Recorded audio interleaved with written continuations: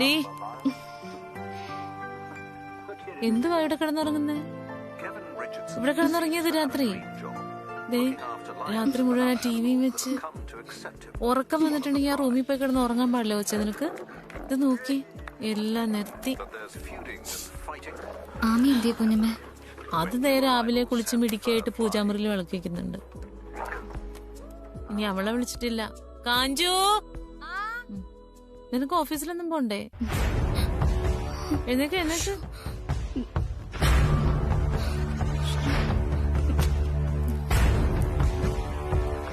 ഈശ്വര, ഓഫീസിലും പോണല്ലോ, ഡിസൈനും കംപ്ലീറ്റ് ആയിട്ടില്ല.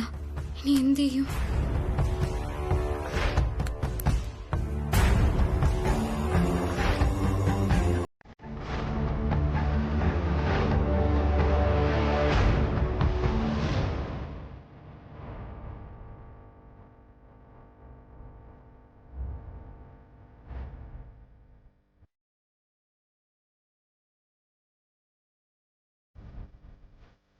ഇന്നലെ രാത്രി ന്യൂസ് ചാനലിൽ കണ്ടത് ബാലുനെ തന്നെയാണോ? അതുപോലെ തന്നെയുണ്ട്. എന്റെ ബാലുനെ എവിടെ കണ്ടാലും എനിക്ക് തിരിച്ചറിഞ്ഞൂടെ. പക്ഷെ ആ ബീച്ചിൽ അവൻ എന്ത് ചെയ്യായിരിക്കും?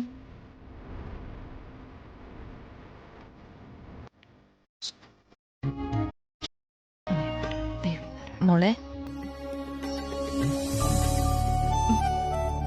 പോയി കുളിച്ചിട്ട് വാ, പ്രാർത്ഥിക്ക്. ആമയ്ക്കിപ്പോ എങ്ങനെയുണ്ട്? എനിക്കിപ്പോ ഒരു കുഴപ്പമില്ല. മോള് പോയി കുളിച്ചിട്ട് വന്നിട്ട് പ്രാർത്ഥിക്ക്.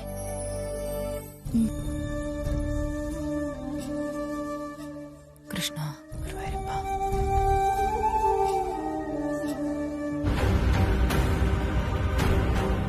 അഥവാ ആണെങ്കിൽ ഞാൻ പോയി അവനെ അന്വേഷിച്ച് കണ്ടുപിടിക്കും. ആമയുടെ മോനെ ഞാൻ തിരിച്ചു കൊണ്ടുവരും. ഞാൻ മൂലം എല്ലാരും ഒരുപാട് സങ്കടപ്പെട്ടു. എനിക്കതിന് പ്രായശ്ചിത്തം ചെയ്യണം. എന്റെ ബാലു എവിടെയെങ്കിലും ഉണ്ടെങ്കിൽ ദൈവം എനിക്ക് കാണിച്ചു തരും. ബാലുവിനെ ഞാൻ തിരിച്ചു കൊണ്ടുവരും.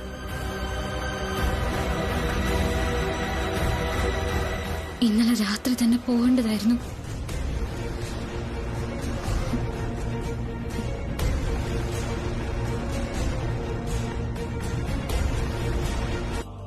സോണി അറിയാലോ, വളരെ ക്രൂഷ്യൽ ആയിട്ടൊരു ദിവസം, വെരി ഇമ്പോർട്ടന്റ് ഡേ.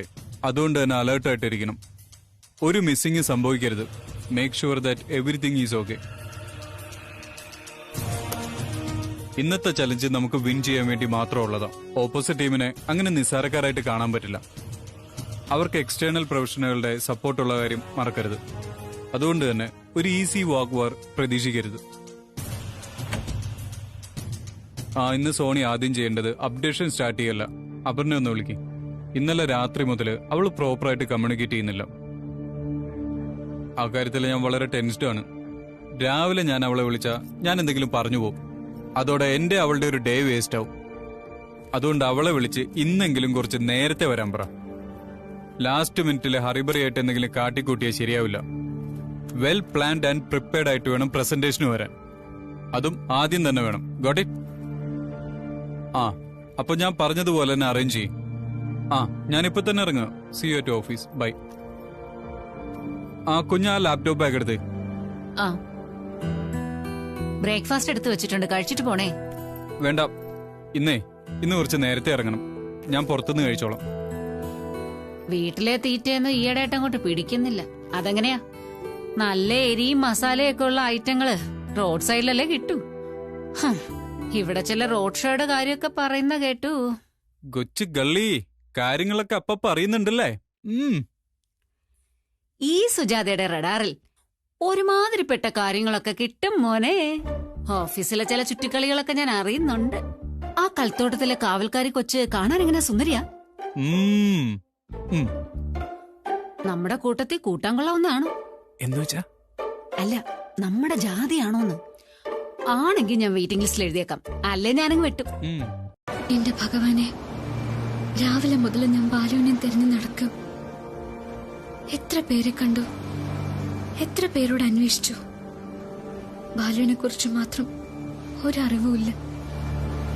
എന്തിനാ എന്നെ ഇങ്ങനെ പരീക്ഷിക്കുന്നത്? അവനെ കണ്ടു കിട്ടിയിരുന്നെങ്കിൽ കൈ പിടിച്ച് നേരെ ആമിയുടെ മുന്നിൽ കൊണ്ടുചെന്ന് നിർത്തുമായിരുന്നു. ആമിക്ക് നഷ്ടപ്പെട്ടു പോയ മകനെയും എനിക്കെന്റെ ബാലുവിനെയും തിരിച്ചു കിട്ടിയെന്ന്. ഭഗവാനെ, എന്നോട് അല്പമെങ്കിലും കരുണ കാണിക്കണേ.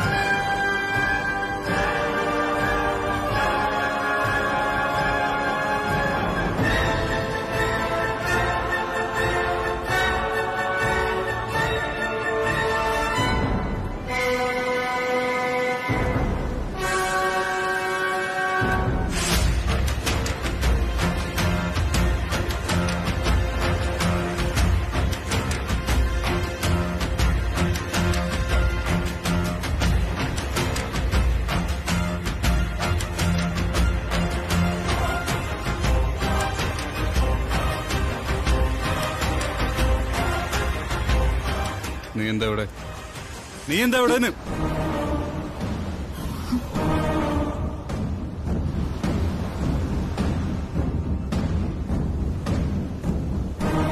കടപ്പുറത്തു നിന്ന് കാറ്റും കൊണ്ട് സൂചിച്ചിരിക്കാമെന്നാണോ? സർ, അത് you have any responsibility? Professionalism വേണമെന്നൊന്നും ഞാൻ പറയില്ല. അറ്റ്ലീസ്റ്റ് മര്യാദ അതുപോലും ഇല്ലാതെ പോയല്ലോ നിനക്ക്. ഇന്നത്തെ ദിവസം എന്നെ സംബന്ധിച്ചിടത്തോളം, എന്റെ പ്രൊഫഷനെ സംബന്ധിച്ചിടത്തോളം എത്ര ക്രൂഷ്യൽ ആയിരുന്നു എനിക്ക് അറിയാമായിരുന്നു. എന്നിട്ട് എങ്ങനെ തനിക്ക് അത് ചെയ്യാൻ തോന്നിയോ? എല്ലാം എന്റെ തെറ്റാ. തന്നെ ഞാൻ അത്രയധികം വിശ്വസിച്ചു പോയി. താൻ എന്നെ സപ്പോർട്ട് ചെയ്ത് കൂടെ നിൽക്കുന്ന് ഞാൻ വെറുതെ സ്വപ്നം കണ്ടു. തന്നെ ഞാൻ എത്ര വട്ടം വിളിച്ചതോ? ഒരിക്കലെങ്കിലും ഫോൺ എടുത്ത് ഒന്ന് റിപ്ലൈ ചെയ്തോടായിരുന്നു. 2 or 3 seconds പോലെ എനിക്ക് വേണ്ടി തനിക്ക് സ്പെൻഡ് ചെയ്യാൻ പറ്റിയില്ലല്ലോ. എന്നിട്ടൊന്നും അറിയാത്ത പോലെ കടപ്പുറത്തും വന്ന് കാറ്റും കൊണ്ട് നിൽക്കുന്നു. Answer me. സർ, ഇന്നലെ രാത്രിയിലെ ടിവിയിലോ? എന്താ ടിവിയില്? എന്താ മെഗാ ഷോ ഉണ്ടായിരുന്നോ? സർ, അത് പറഞ്ഞോട്ട്. എടോ, വലിയ വലിയ വർത്താനങ്ങൾ പറയാനും പ്രോമിസ് ചെയ്യാനും ആരെയും കൊണ്ടും പറ്റും. പക്ഷെ ഇതൊക്കെ ഫുൾഫിൽ ചെയ്യാനേ ജീവിതത്തിൽ എന്തെങ്കിലുമൊക്കെ എത്തിക്സും വാല്യൂസും ഉള്ളവർക്കേ പറ്റൂ. ഇയാൾക്ക് സാധിക്കാത്തതോ അതാ. അപർണ, സൊനാലിയിലെ പ്രസ്റ്റീജിയസ് ജോബിന് വേണ്ടിയിട്ട് 100 കണക്കിന് ഡിസൈനേഴ്സ് കാത്തു നിൽക്കുക. അവരെ പോലെ ഒന്നും കഷ്ടപ്പെടാതെ ഒരു സ്റ്റാർട്ടം കിട്ടിയപ്പോ വലിയ ആളായി പോയിന്നൊരു ഭാവം ഉണ്ടാവും അല്ലേ? സർ, എനിക്ക് പറയാനൊരു അവസരം താ പ്ലീസ്. I will explain. എന്താ എക്സ്പ്ലനേഷൻ? എന്താ തനിക്ക് പറയാനുള്ളേ? വെറും പെറ്റി സില്ലി എക്സ്ക്യൂസസ് അതല്ലേ തനിക്ക് പറയാനുള്ളൂ? No, never. എനിക്കതിന്റെ ആവശ്യമില്ല. ഞാൻ എന്തിനാ ഇവിടെ വന്നെന്ന് സാറിനറിയോ? സാറ് പറഞ്ഞതുപോലെ കാറ്റ് കൊള്ളാനോ കടലിന്റെ ഭംഗി കാണാനോ ഒന്നും അല്ല. അതിനുള്ള മാനസികാവസ്ഥയിലും അല്ല ഞാൻ. സാറിനറിയോ, മരിച്ചുപോയി എന്ന് കരുതി എന്റെ ബാലുവിനെ ഞാൻ ഇന്നലെ ടിവിയിൽ കണ്ടു. ന്യൂസില് റിപ്പോർട്ടറുടെ പുറകിലൂടെ ബാലു നടന്നു പോകുന്നു. അത് ഞാൻ വ്യക്തമായിട്ട് കണ്ടതാ. രാവിലെ മുതൽ ഇവിടെ വന്ന് കണ്ടവരോടൊക്കെ ബാലുവിനെ പറ്റി അന്വേഷിക്കുമായിരുന്നു. എല്ലാവരെയും അവന്റെ ഫോട്ടോ കാണിച്ച് അന്വേഷിക്കുന്നതിനിടയിലാ സാറിന്റെ കോള് വന്നത്. അതുകൊണ്ടാണ് ഞാൻ കട്ട് ചെയ്തത്. ഇതാണ് നിന്റെ പ്രശ്നം. കഴിഞ്ഞ കാര്യങ്ങളെല്ലാം മനസ്സിൽ നിന്ന് റിമൂവ് ചെയ്യണമെന്ന് ഓഫീസിൽ ജോയിൻ ചെയ്ത ആ നിമിഷം മുതൽ ഞാൻ പറയുന്ന പാസ്റ്റ് ഈസ് പാസ്റ്റ്. അതിനെ മനസ്സിൽ ചുമന്നുകൊണ്ട് കിടക്കരുത്. അത് മനസ്സിലാക്കുന്ന നീ ആദ്യം.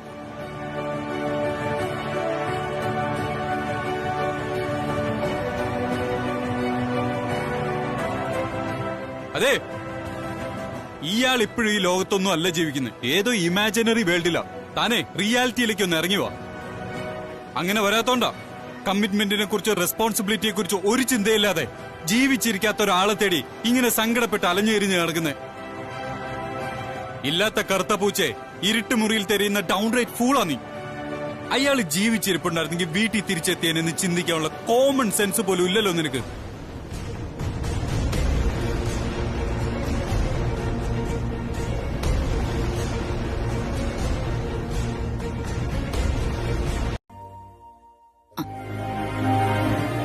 നിന്നെ അവരൊരു ഉത്തരവാദിത്തം വിശ്വസിച്ച് ഏൽപ്പിച്ചതല്ലേ?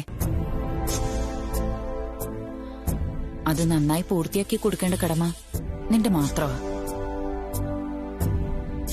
നിന്റെ വീട്ടിലെ വിഷമവും സങ്കടവും ഒന്നും അതിനൊരു കാരണമാവരുത്. ഇന്നലെ തന്നെ അവർ ഡിസൈന് വേണ്ടി എത്ര തവണ വിളിച്ചു. എന്റെ കൂടെ ഇരിക്കുമ്പോഴല്ലേ ആ MD നിന്നെ വിളിച്ചത്. ഞാൻ നിർബന്ധിച്ചോണ്ടല്ലേ മോള് തിരിച്ചു വിളിച്ചത്.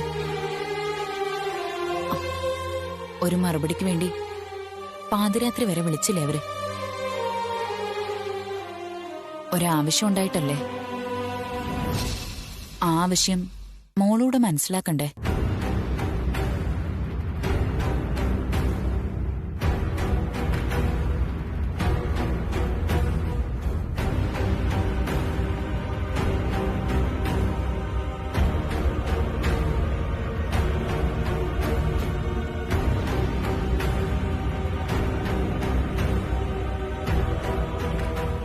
മോൾ അവരുടെ ഭാഗത്തുനിന്നൊന്ന് ചിന്തിച്ചു നോക്ക്.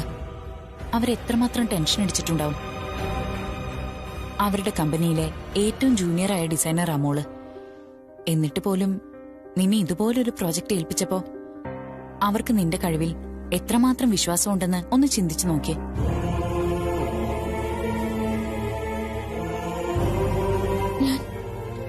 ഞാൻ ഇത്രയൊന്നും ആലോചിച്ചില്ല അമ്മി.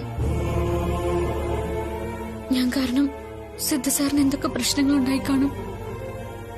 പക്ഷെ എന്നിട്ടും അദ്ദേഹം എന്നെ അങ്ങനെ കുറ്റപ്പെടുത്തിയിട്ടൊന്നുമില്ല.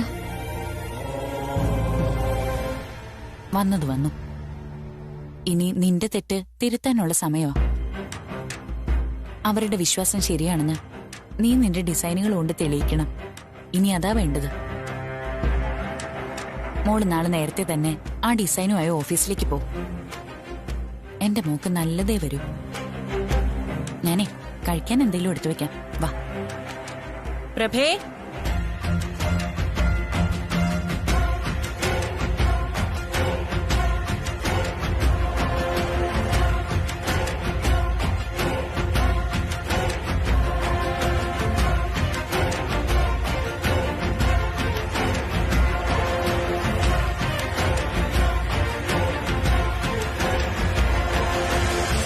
നീ അപർണയെ ചീഫ് ഡിസൈനറായി അപ്പോയിന്റ് ചെയ്തത് അവളുടെ കഴിവും എടുക്കും മനസ്സിലാക്കിക്കൊണ്ട് തന്നെയല്ലേ? അല്ലേ? ആണ് മമ്മി. അവളെക്കുറിച്ച് എനിക്കൊരു ആങ്സൈറ്റി ഉണ്ടായിരുന്നു അന്നു മുതലേ തന്നെ. വർക്ക് ചെയ്തു തുടങ്ങുമ്പോ അവൾ അതിൽ കൂടുതൽ ഇൻവോൾവ് ചെയ്യുന്ന ഞാൻ വിചാരിച്ചു. പക്ഷെ ആ ധാരണ അവള് തന്നെ തെറ്റിച്ചു. എല്ലാ സമയത്തും എല്ലാവർക്കും എപ്പോഴും പെർഫെക്റ്റ് ആയിട്ട് ഇരിക്കാൻ പറ്റുമോ? നിനക്ക് പറ്റുന്നുണ്ടോ? ഓരോരുത്തർക്കും അവരവരുടേതായ വിഷമങ്ങളും സങ്കടങ്ങളും ഒക്കെ ഉണ്ടാവില്ലേ? മോനെ, ആ കുട്ടിയുടെ ഇന്നലത്തെ മാനസികാവസ്ഥ ഞാനിരുന്ന് ആലോചിച്ചു. ഒരു പെണ്ണിന്റെ മനസ്സ് നിനക്കൊരു പക്ഷേ പെട്ടെന്ന് മനസ്സിലാവണമെന്നില്ല. പക്ഷേ ഈ അമ്മയ്ക്ക് പറ്റും. മോനെ, ആ കുട്ടിയായതുകൊണ്ട് ആ അവസ്ഥയിൽ ഇങ്ങനെ പിടിച്ചു നിന്നത്. എന്തെല്ലാം പ്രശ്നങ്ങളാ അവൾക്ക് നേരിടേണ്ടി വന്നത്. നീ തന്നെ അവളെക്കുറിച്ച് പറഞ്ഞിട്ടുണ്ട്. നീ കാരണം രക്ഷപ്പെട്ട ഒരു കുട്ടി നിന്നോടുള്ള കടപ്പാടും നന്ദിയും മനസ്സിലുള്ളതുകൊണ്ടല്ലേ എന്തെല്ലാം ഓഫർ ഉണ്ടായിട്ടും അവള് നിന്റെ ഓഫീസിൽ വന്ന് ജോയിൻ ചെയ്തത്.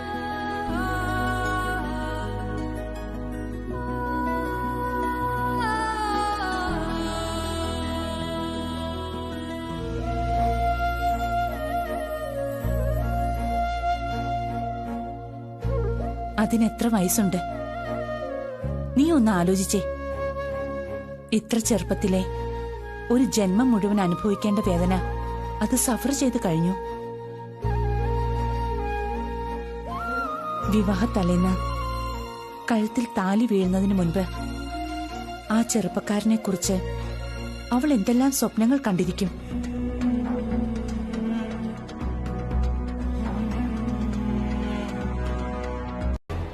ആ എടാ, ആദ്യം തെറ്റിയത് ആരാ?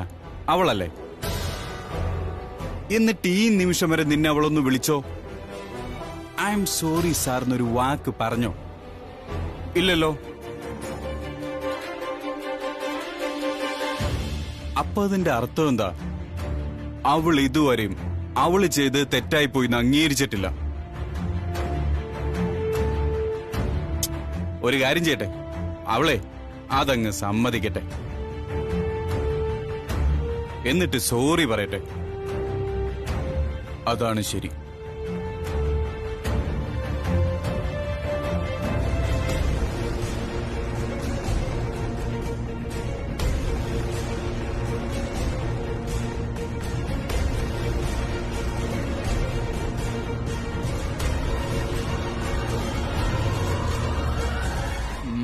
മോനെ ആ good ah morning. Mummy good morning. ആഹാ ഇപ്പൊ വൃത്തിയായല്ലോ. ആണോ?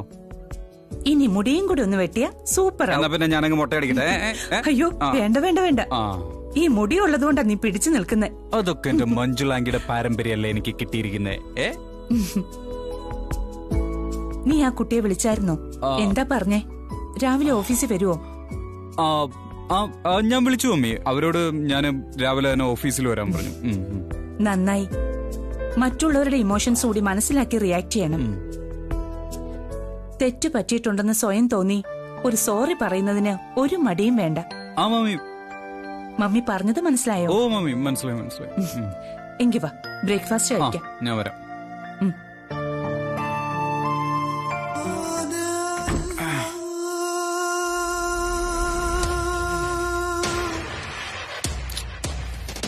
മമ്മിയോടും കള്ളം പറയേണ്ടി വന്നു.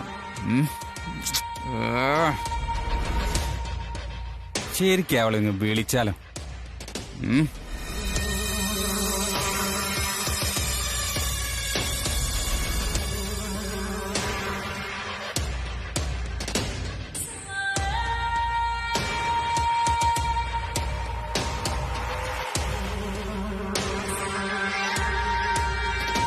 അവൾ ഇതുവരെയും അവള് ചെയ്ത് തെറ്റായി പോയി അംഗീകരിച്ചിട്ടില്ല.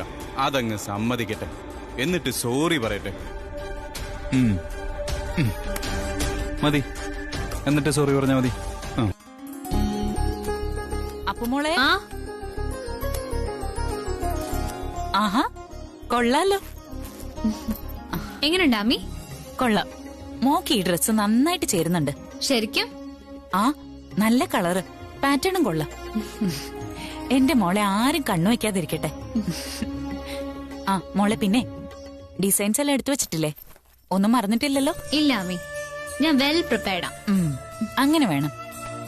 ആർക്കും നമ്മളിൽ ഒരു കുറ്റവും കണ്ടുപിടിക്കാനുള്ള അവസരം നമ്മളായിട്ട് ഉണ്ടാക്കരുത്. ദാ. ഇന്നു മുതല് മോള് പുതിയൊരു അപർണയാ. എല്ലാ കാര്യങ്ങളും അടുക്കും ചിട്ടയോടും കൂടി ചെയ്തു തീർക്കണം. തെറ്റും ശരിയും മനസ്സിലാക്കി അതിനെ ഉൾക്കൊള്ളണം. നമുക്ക് തെറ്റ് പറ്റിയിട്ടുണ്ടെങ്കിൽ അത് അംഗീകരിക്കണം. അത് തിരുത്തി മുന്നോട്ട് പോണം. പറ്റിയ അബദ്ധങ്ങൾക്കും തെറ്റുകൾക്കും ക്ഷമ ചോദിക്കാനും മറക്കരുത്. അങ്ങനെ ചെയ്യുന്നോണ്ടേ നമ്മൾ ആരുടെ മുന്നിൽ ചെറുതാവുന്നില്ല. മറിച്ച് അവർക്ക് നമ്മളോടുള്ള മതിപ്പ് കൂടത്തേ ഉള്ളൂ. മോള് ധൈര്യമായിട്ട് പോയിട്ട് വാ. ആമയുടെ പ്രാർത്ഥന എന്റെ മോളുടെ കൂടെ എപ്പോഴും ഉണ്ടാവും. ആ ദേ, ഇതിൽ ഇന്നൊരു സ്പെഷ്യൽ സാധനം ഞാൻ വെച്ചിട്ടുണ്ട്. അതെന്താ? അതൊക്കെയുണ്ട്, കഴിക്കും പറഞ്ഞാ മതി. എങ്കിലൊന്ന് പറ. അയ്യടാ, അങ്ങനെ പറയണ്ട, അത് സ്പെഷ്യലാ. ദേ, എളുപ്പം വന്നോ, ഞാൻ ഫുഡ് എടുത്തു വെക്കാം. എളുപ്പം വന്നേക്കണേ.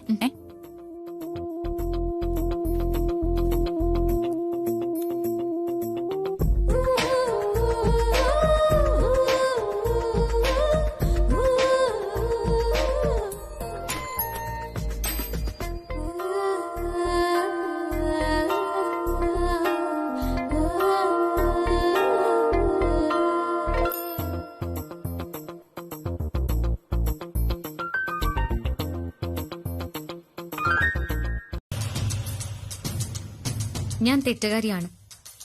സർ അതിന് എന്ത് ശിക്ഷയും തന്നോട്ടെ. എനിക്ക് സാറിനെ ഭയപ്പെടേണ്ട കാര്യമൊന്നുമില്ല. സാറിനെ കണ്ട് എനിക്ക് സോറി പറയണം. എങ്കിലേ എന്റെ മനസ്സിന് സമാധാനം കിട്ടും. ചെല്ല്.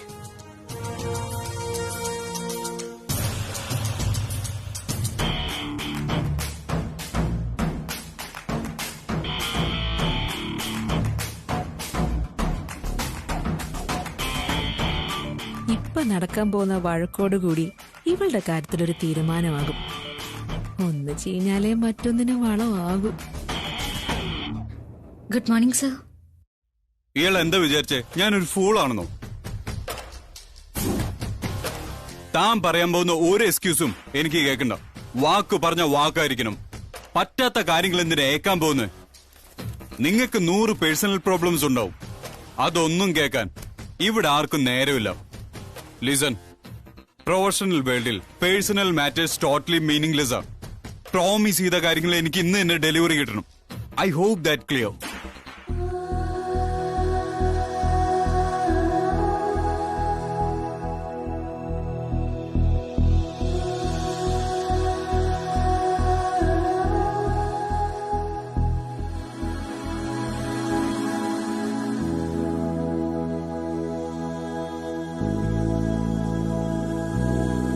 ഓഫീസിൽ നിന്ന് വേറെ ജോലിയൊന്നുമില്ലേ?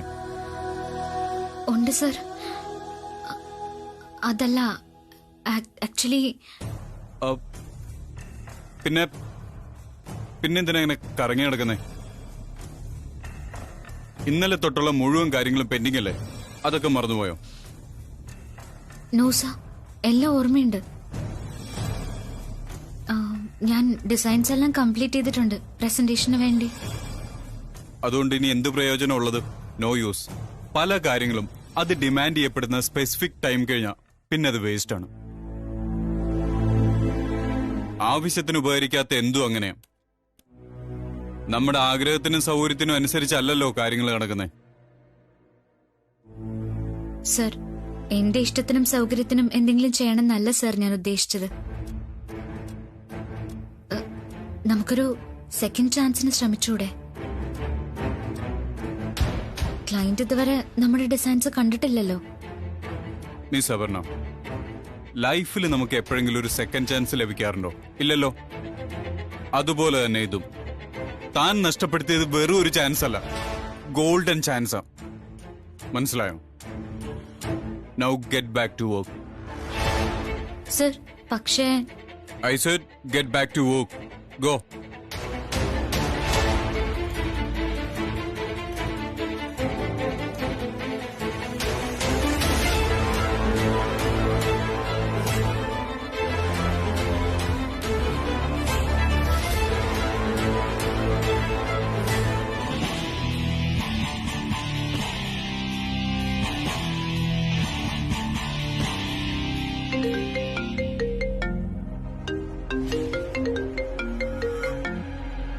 ആ മമ്മി.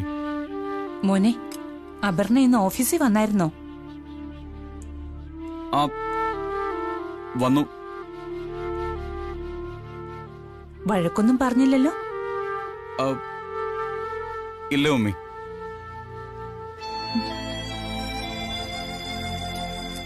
നീ അവളോട് സോറി പറഞ്ഞോ? May I come in sir?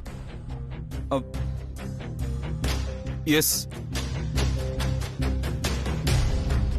അവളോട് സോറി പറയാൻ മറക്കണ്ട. മമ്മി ഇന്നലെ പറഞ്ഞ കാര്യങ്ങളൊക്കെ ഓർമ്മയുണ്ടല്ലോ? മമ്മി, അതെ, ഞാൻ പിന്നെ വിളിക്കാം. ശരി മോനെ.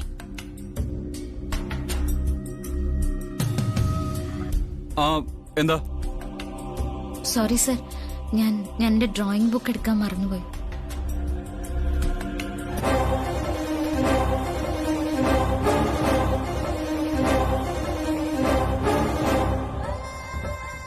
I'm sorry for yesterday.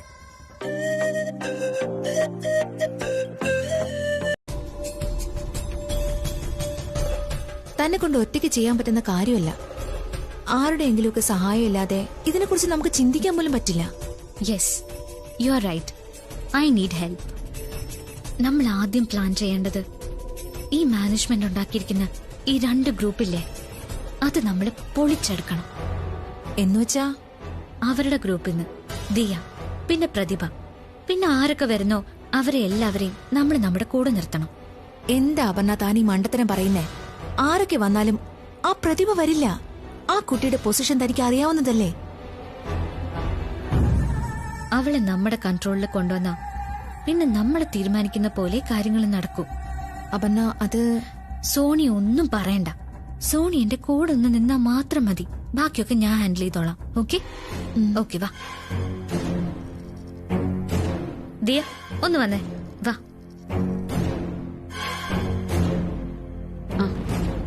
ഇന്ന് മുതൽ നമ്മൾ ഒരുമിച്ച് നിൽക്കണം.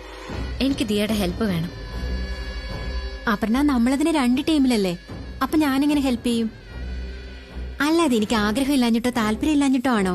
ദിയ, ഈ സ്ഥാപനത്തിൽ നമുക്ക് പരസ്പരം ഒരു വേർതിരിവിന്റെ ആവശ്യമില്ല. കമ്പനിക്ക് പ്രോഗ്രസും സക്സസ് ഉണ്ടാക്കുന്ന കാര്യം മാത്രം നമ്മൾ നോക്കിയാൽ മതി. അതിന് ദിയ എന്റെ കൂടെ നിൽക്കണം. ഇതിലിപ്പോ ആര് വിജയിക്കുന്നു എന്നത് നമ്മളെ ബാധിക്കുന്ന കാര്യമല്ല. പക്ഷെ പരാജയപ്പെട്ട അത് നമ്മളിൽ പലർക്കും കമ്പനിയുടെ പുറത്തേക്കുള്ള വാതിൽ തുറക്കുന്നതിനിടയാക്കും. നമ്മൾ മത്സരിച്ച് അവസാനം ക്ലയന്റിന് ഒന്നും ഇഷ്ടപ്പെടാതെ ഓർഡർ ക്യാൻസൽ ആവുന്നതിനേക്കാളും നല്ലതല്ലേ ഏതെങ്കിലും ഒരു പ്രപ്പോസലെങ്കിലും നമുക്ക് കൺഫേം ചെയ്യാൻ പറ്റുന്നത്. ഭാഗ്യമുണ്ടെങ്കിൽ നമ്മുടെ 2 ക്ലയന്റിനെയും തൃപ്തിപ്പെടുത്താൻ പറ്റും. ഞാൻ പറയുന്നത് നിങ്ങൾക്ക് മനസ്സിലാവുന്നുണ്ടോ? പ്രതിഭ മാമിന് മനസ്സിലായോ? അപർണ മോളെ, നിന്റെ ഇമാതിരി ചെപ്പടി വിദ്യയൊന്നും എന്റെ അടുത്ത് ചെലവാവില്ല. ഈ ഡീല് നടന്നാലും ഇല്ലെങ്കിലും എന്നെ ഇവിടെ നിന്ന് ആരും പറഞ്ഞേക്കാൻ പോകുന്നില്ല. അത് ശരിയാ. പക്ഷേ പ്രതിഭ മോളെ, ഞങ്ങളൊക്കെ സിദ്ധു സാറിന്റെ വെറും സ്റ്റാഫ്, കൂലിക്കാര്. പക്ഷേ പ്രതിഭ മാം അങ്ങനെയാണോ? നാളെ MD കസേരയിൽ വരെ ഇരിക്കേണ്ട ആളല്ലേ? എന്നും ഇങ്ങനെ സിദ്ധു സാറിന്റെ ചീത്തവിളി മാത്രം കേട്ട് സങ്കടപ്പെട്ടുകൊണ്ടിരുന്നാ മതിയോ? സിദ്ധു സാറിന്റെ സ്നേഹത്തോടെയുള്ളൊരു നോട്ടം, കവിളത്തൊന്ന് നുള്ളിയിട്ട് കൊള്ളാം മോളൂ, നന്നായിട്ടുണ്ട് എന്നൊരു വാക്ക്, ഇതൊക്കെ കേൾക്കാൻ മാമും ആഗ്രഹിക്കുന്നില്ലേ? അല്ലേ? അതിനൊക്കെ ഉള്ളൊരു ഗോൾഡൻ ഓപ്പർച്യൂണിറ്റിയാ ഇപ്പൊ നമ്മുടെ മുന്നിൽ വന്നിരിക്കുന്നത്. എങ്ങനെ? മാമിന്റെയും കൂടി ഹെൽപ്പ് കൊണ്ടാ സിദ്ധു സാറിന് ഡിസൈൻസ് പ്രസന്റ് ചെയ്യാൻ സാധിച്ചെന്ന് വന്നാൽ അതിന്റെ ക്രെഡിറ്റ് മാമിനും കിട്ടില്ലേ? അതറിയുമ്പോ സിദ്ധു സാറിന് സന്തോഷാവില്ലേ? ഇല്ലേ? ഞാൻ പറഞ്ഞ കറക്റ്റ് അല്ലേ സോണി? അല്ലേ?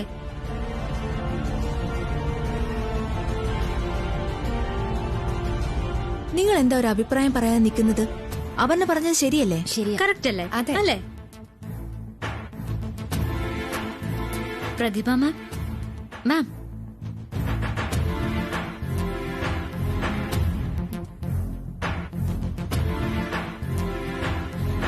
മാം മാം എന്ത് പറയുന്നു? Done. Very good. Thank you so much. നമ്മൾ ഒരുമിച്ച് നിന്നാ സക്സസ് ഉറപ്പാ. സാറിനത് സന്തോഷാവും. ദിയ, ഇവള് പറയും പോലെയൊക്കെ നടന്ന സിദ്ധുവുമായിട്ട് കൂടുതൽ അടുക്കാനാകും. അതുറപ്പാ.